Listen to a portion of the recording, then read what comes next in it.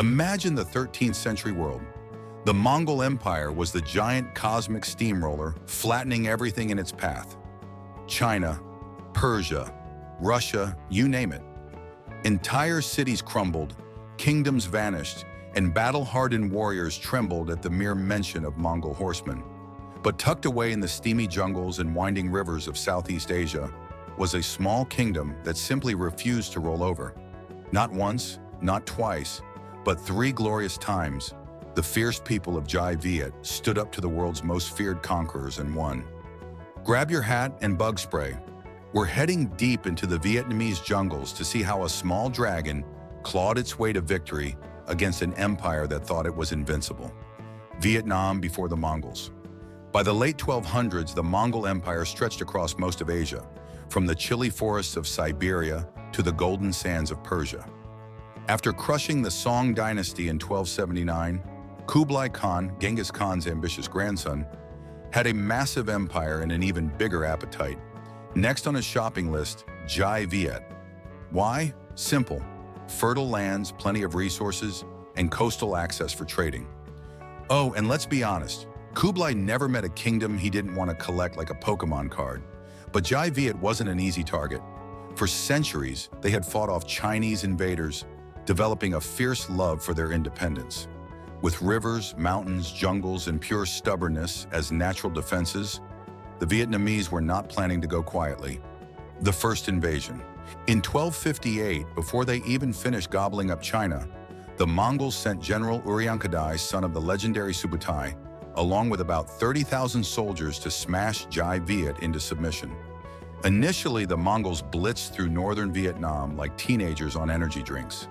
Villages burned, river crossings fell, and Vietnamese militias were mowed down by the unstoppable cavalry and terrifying archers. The Vietnamese emperor, Tran Thai Tong, tried to defend the capital, Thang Long, today's Hanoi, but after just 3 brutal days, the city fell. The emperor was forced to retreat, leaving the Mongols celebrating in their new prized city. But their party didn't last long. The tropical climate hit the Mongols like a bad buffet. Heat, humidity, and diseases the Mongols had never heard of, or wanted to, decimated their ranks. Horses got sick, warriors dropped like flies, and everywhere they went, guerrilla fighters picked them off. Vietnamese fighters, basically the medieval equivalent of ninja commandos, ambushed Mongol camps at night, poisoned their wells, and turned their supply lines into free-for-all kill zones. One frustrated Mongol officer famously complained, "We conquer their cities but control nothing beyond our own campfires." Ouch! Uryankadai, realizing that trying to hold Vietnam was like trying to hold water in a sieve, packed up and marched his sickly, exhausted army back to China, preparing for round 2. The Vietnamese knew the Mongols would be back, angrier and probably better prepared. So for the next 27 years, they trained harder, fortified cities, and above all, built national unity. At the heart of this was a new military genius, Tran Hung Giao. Imagine if Sun Tzu and Rambo had a Vietnamese grandson that's Tran Hung Giao. He understood that facing Mongols head-on was asking for a disaster. Instead, he would turn the land itself into a weapon.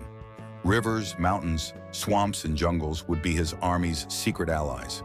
He famously roused his troops with a speech, "They may be strong, but they do not know our rivers or mountains. We fight for our ancestors, our children, and our home. If that doesn't give you goosebumps, nothing will." The second invasion. In 1285, Kublai Khan sent a monster force, nearly 500,000 troops led by his son, Prince Togan. This time, they had a 2-pronged attack plan, land forces storming from the north, naval forces invading from the south. Initially, the Mongols crushed everything in their path. Battles like Binh Thanh turned into bloodbaths, with Vietnamese forces overwhelmed and in retreat. Thang Long fell again after a savage 5-day siege. The Mongols set up camp, feeling pretty pleased with themselves. But wait, this was all part of Tran Hung Zhao's plan.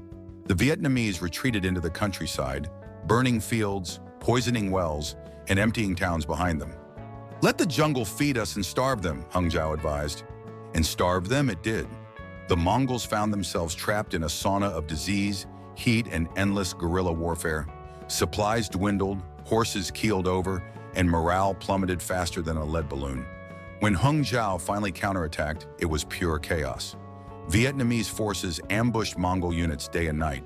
At the Battle of Ham Tu, Vietnamese naval forces torched Mongol ships with fire pots and clever hit-and-run attacks. On land, Mongol reinforcements at Tai Ket literally fell into trap-filled pits dug by Vietnamese troops.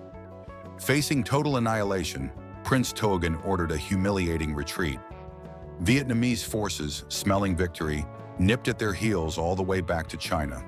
The third invasion. Kublai Khan was furious. How dare this tiny kingdom defy him not once, but twice?